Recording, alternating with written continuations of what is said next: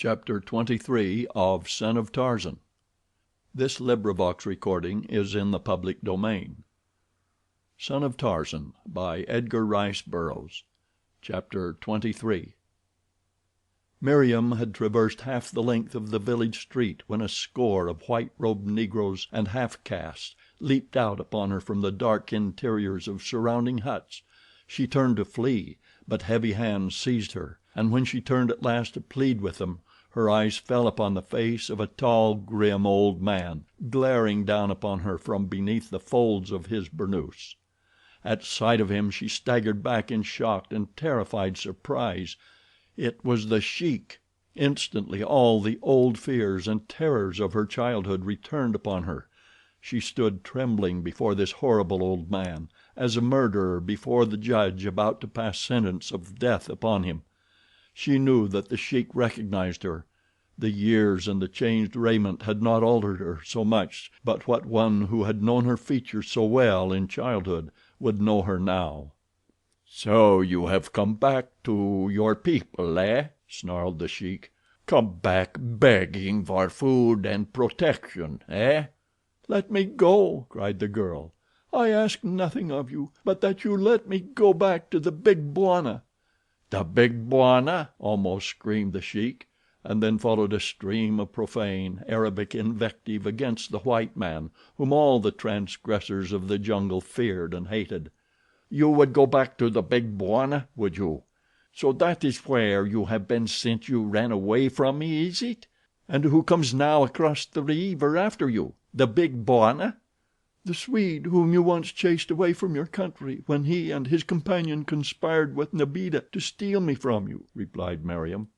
The Sheik's eyes blazed, and he called his men to approach the shore and hide among the bushes that they might ambush and annihilate Malbihn and his party; but Malbihn already had landed, and crawling through the fringe of jungle was at that very moment looking with wide and incredulous eyes upon the scene being enacted in the street of the deserted village. He recognized the Sheik the moment his eyes fell upon him. There were two men in the world that Malbihn feared as he feared the devil. One was the Big Bwana and the other the Sheik. A single glance he took at that gaunt, familiar figure, and then he turned tail and scurried back to his canoe, calling his followers after him. And so it happened that the party was well out in the stream before the Sheik reached the shore, and after a volley and a few parting shots that were returned from the canoes, the Arab called his men off and securing his prisoner set off toward the south. One of the bullets from Malbihn's force had struck a black standing in the village street where he had been left with another to guard Meriem, and his companions had left him where he had fallen, after appropriating his apparel and belongings. His was the body that Baynes had discovered when he had entered the village. The Sheik and his party had been marching southward along the river when one of them, dropping out of line to fetch water, had seen Meriem paddling desperately from the opposite shore. The fellow had called the Sheik's attention to the strange sight—a white woman alone in Central Africa, and the old Arab had hidden his men in the deserted village to capture her when she landed, for thoughts of ransom were always in the mind of the Sheik. More than once before had glittering gold filtered through his fingers from a similar source. It was easy money, and the Sheik had none too much easy money since the Big Bwana had so circumscribed the limits of his ancient domain that he dared not even steal ivory from natives within 200 miles of the Big Bwana's douar. And when at last the woman had walked into the trap he had set for her, and he had recognized her as the same little girl he had brutalized and maltreated years before, his gratification had been huge. Now he lost no time in establishing the old relations of father and daughter that had existed between them in the past. At the first opportunity he struck her a heavy blow across the face. He forced her to walk when he might have dismounted one of his men instead, or had her carried on a horse's rump. He seemed to revel in the discovery of new methods for torturing or humiliating her, and among all his followers she found no single one to offer her sympathy, or who dared defend her even had they had the desire to do so. A 2 days' march brought them at last to the familiar scenes of her childhood. and the first face upon which she set her eyes as she was driven through the gates into the strong stockade was that of the toothless, hideous Mabunu, her one-time nurse. It was as though all the years that had intervened were but a dream. Had it not been for her clothing and the fact that she had grown in stature, she might well have believed it so. All was there as she had left it. The new faces which supplanted some of the old were of the same bestial, degraded type. There were a few young Arabs who had joined the Sheik since she had been away. Otherwise all was the same. All but one. Geeka was not there, and she found herself missing Geeka as though the ivory-headed one had been a flesh and blood intimate and friend. She missed her ragged little confidant, into whose deaf ears she had been wont to pour her many miseries and her occasional joys. Geeka of the splinter limbs and the rat-skin torso. Geeka the disreputable. Geeka the beloved. For a time the inhabitants of the Sheik's village who had not been upon the march with him amused themselves by inspecting the strangely clad white girl, whom some of them had known as a little child.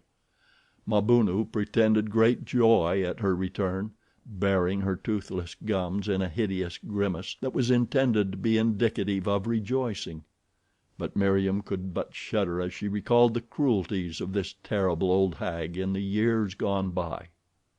Among the Arabs who had come in her absence was a tall young fellow of 20, a handsome, sinister looking youth, who stared at her in open admiration until the Sheik came and ordered him away, and Abdul Kamak went scowling.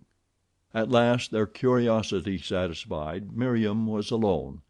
As of old, she was permitted the freedom of the village, for the stockade was high and strong, and the only gates were well guarded by day and by night; but as of old she cared not for the companionship of the cruel Arabs and the degraded blacks who formed the following of the Sheik, and so, as had been her wont in the sad days of her childhood, she slunk down to an unfrequented corner of the enclosure, where she had often played at housekeeping with her beloved Geeka beneath the spreading branches of the great tree that had overhung the palisade.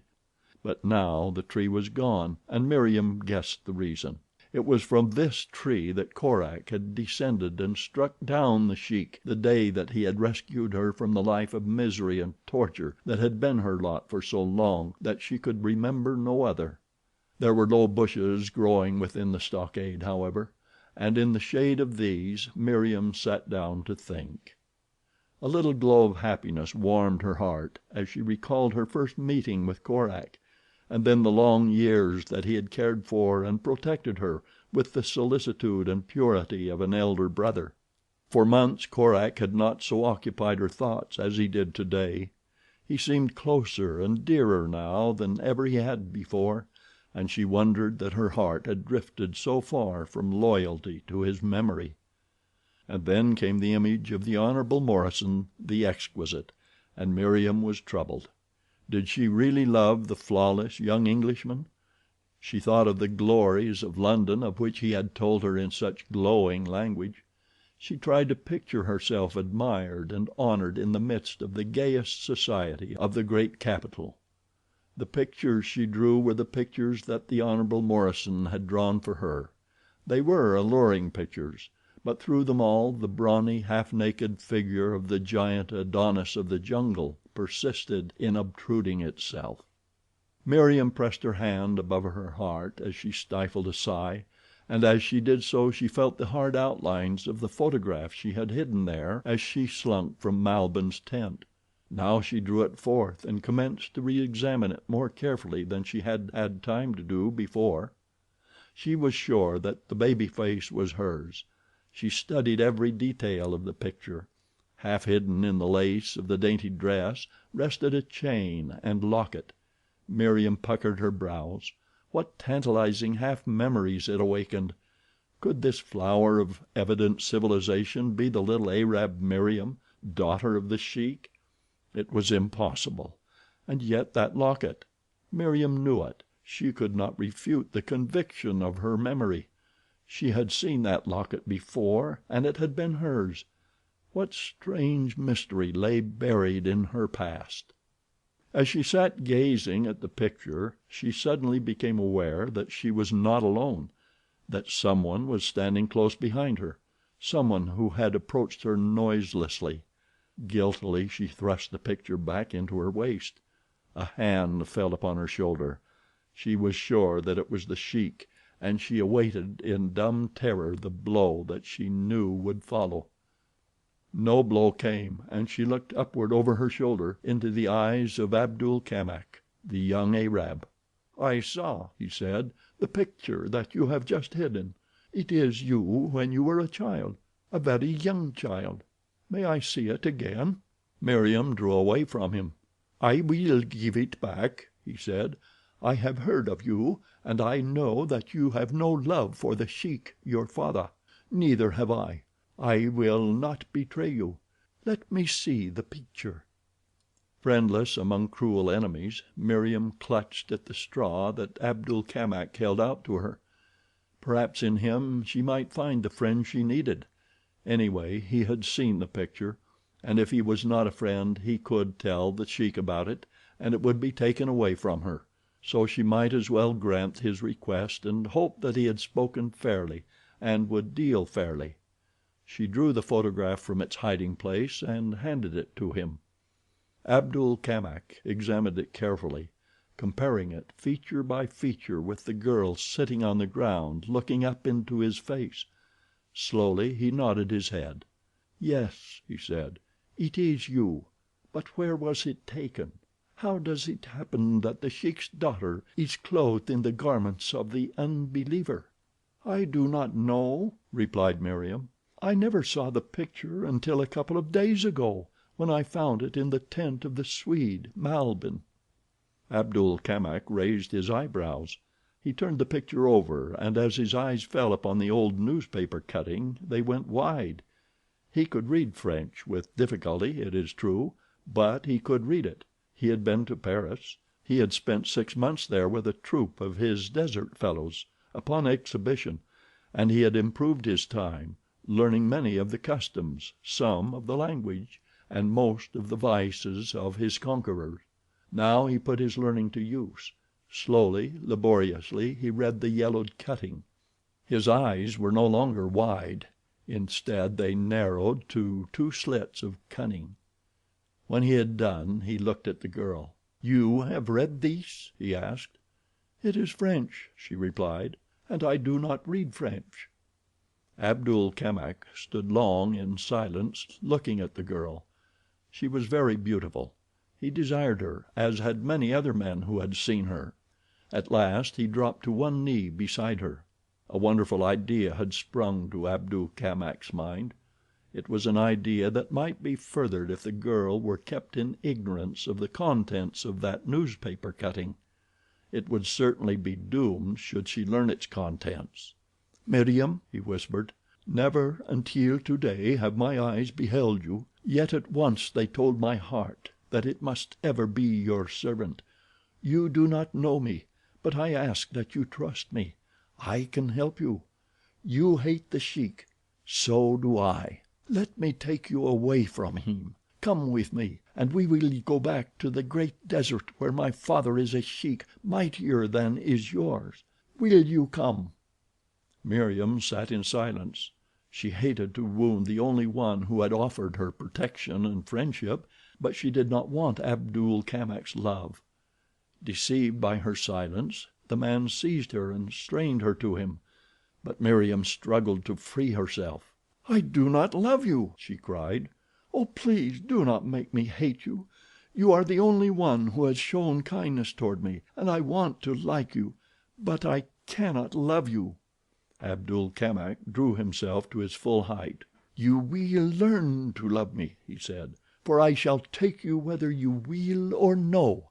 You hate The Sheik, and so you will not tell him, for if you do I will tell him of the picture. I hate The Sheik, and—" "You hate The Sheik?" came a grim voice from behind them. Both turned to see The Sheik standing a few paces from them. Abdul still held the picture in his hand. Now he thrust it within his burnoose. "Yes," he said, "I hate The Sheik. and as he spoke he sprang toward the older man, felled him with a blow, and dashed on across the village to the line where his horse was picketed, saddled and ready, for Abdul Kamak had been about to ride forth to hunt when he had seen the stranger girl alone by the bushes. Leaping into the saddle, Abdul Kamak dashed for the village gates. The Sheik, momentarily stunned by the blow that had felled him, now staggered to his feet, shouting lustily to his followers to stop the escaped Arab. A dozen blacks leaped forward to intercept the horseman, only to be ridden down or brushed aside by the muzzle of Abdul Kamak's long musket, which he lashed from side to side about him as he spurred on toward the gate. But here he must surely be intercepted. Already the two blacks stationed there were pushing the unwieldy portals to. Up flew the barrel of the fugitive's weapon. With reins flying loose and his horse at a mad gallop, the son of the desert fired once, twice, and both the keepers of the gate dropped in their tracks. With a wild whoop of exultation, twirling his musket high above his head and turning in his saddle to laugh back into the faces of his pursuers, Abdul Kamak dashed out of the village of the Sheik and was swallowed up by the jungle. Foaming with rage, the Sheik ordered immediate pursuit, and then strode rapidly back to where Meriem sat huddled by the bushes where he had left her. "The picture!" he cried. "What picture did the dog speak of? Where is it? Give it to me at once." "He took it," replied Meriem dully. "What was it?" again demanded the Sheik, seizing the girl roughly by the hair and dragging her to her feet, where he shook her venomously. "What was it a picture of?" "Of me," said Meriem, "when I was a little girl. I stole it from Malbihn, the Swede. It had printing on the back cut from an old newspaper." The Sheik went white with rage. "What said the printing?" he asked in a voice so low that she but barely caught his words. "I do not know. It was in French, and I cannot read French." The Sheik seemed relieved. He almost smiled. Nor did he again strike Meriem before he turned and strode away with the parting admonition that she speak never again to any other than Mabunu and himself.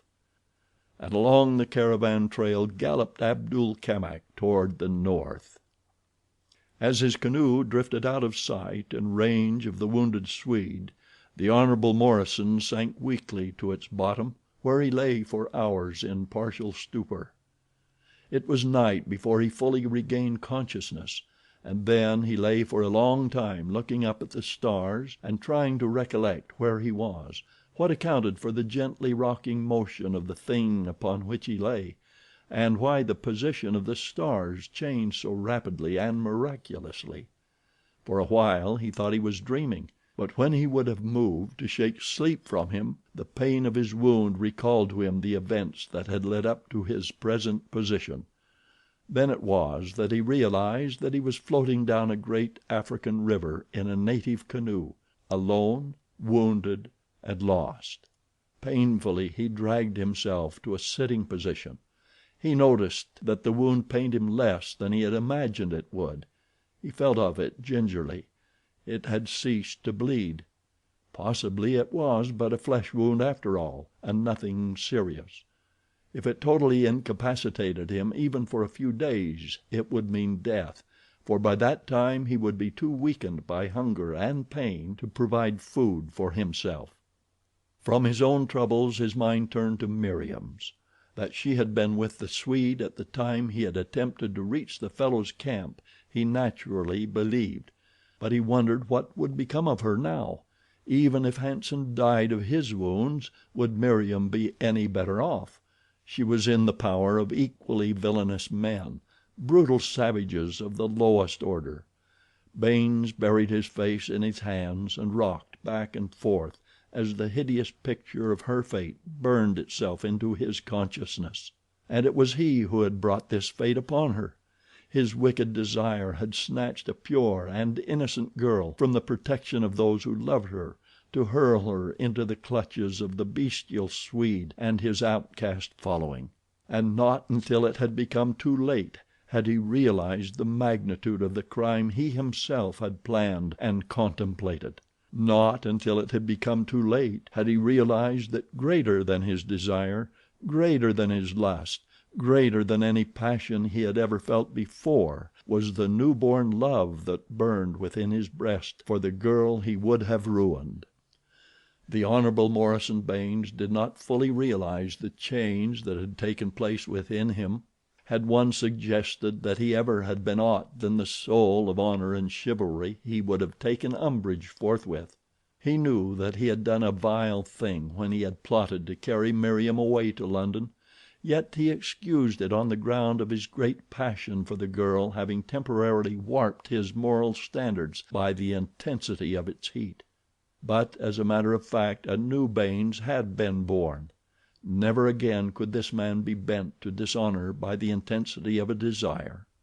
His moral fiber had been strengthened by the mental suffering he had endured.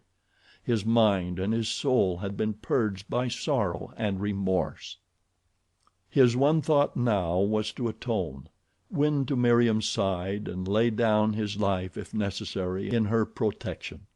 His eyes sought the length of the canoe in search of the paddle, for a determination had galvanized him to immediate action despite his weakness and his wound; but the paddle was gone. He turned his eyes toward the shore.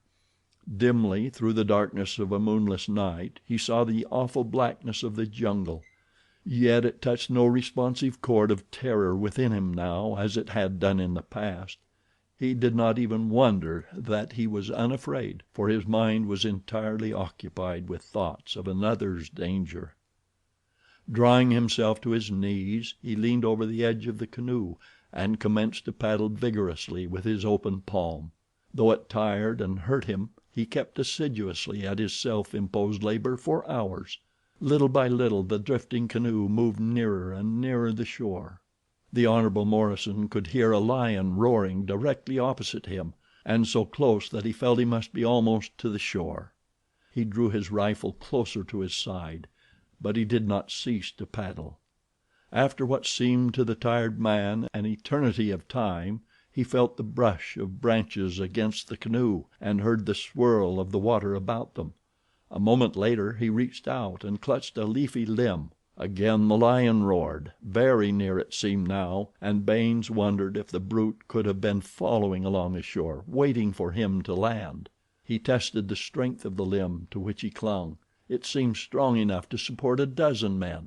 Then he reached down and lifted his rifle from the bottom of the canoe, slipping the sling over his shoulder. Again he tested the branch, and then reaching upward as far as he could for a safe hold, he drew himself painfully and slowly upward until his feet swung clear of the canoe, which, released, floated silently from beneath him, to be lost forever in the blackness of the dark shadows downstream. He had burned his bridges behind him. He must either climb aloft or drop back into the river, but there had been no other way. He struggled to raise one leg over the limb, but found himself scarce equal to the effort, for he was very weak. For a time he hung there, feeling his strength ebbing. He knew that he must gain the branch above at once, or it would be too late. Suddenly the lion roared almost in his ear. Baynes glanced up. He saw two spots of flame a short distance from and above him. The lion was standing on the bank of the river, glaring at him, and waiting for him. Well, thought the Hon. Morison, let him wait. Lions can't climb trees, and if I get into this one I shall be safe enough from him. The young Englishman's feet hung almost to the surface of the water, closer than he knew, for all was pitch dark below as above him. Presently he heard a slight commotion in the river beneath him, and something banged against one of his feet, followed almost instantly by a sound that he felt he could not have mistaken—the click of great jaws snapping together. "By George!" exclaimed the Hon. Morison aloud. "The beggar nearly got me," and immediately he struggled again to climb higher and to comparative safety; but with that final effort he knew that it was futile. Hope that had survived persistently until now began to wane. He felt his tired, numbed fingers slipping from their hold. He was dropping back into the river, into the jaws of the frightful death that awaited him there. And then he heard the leaves above him rustle to the movement of a creature among them. The branch to which he clung bent beneath an added weight, and no light weight, from the way it sagged; but still Baynes clung desperately. He would not give up voluntarily either to the death above or the death below. He felt a soft, warm pad upon the fingers of one of his hands where they circled the branch to which he clung, and then something reached down out of the blackness above and dragged him up among the branches of the tree. Chapter 24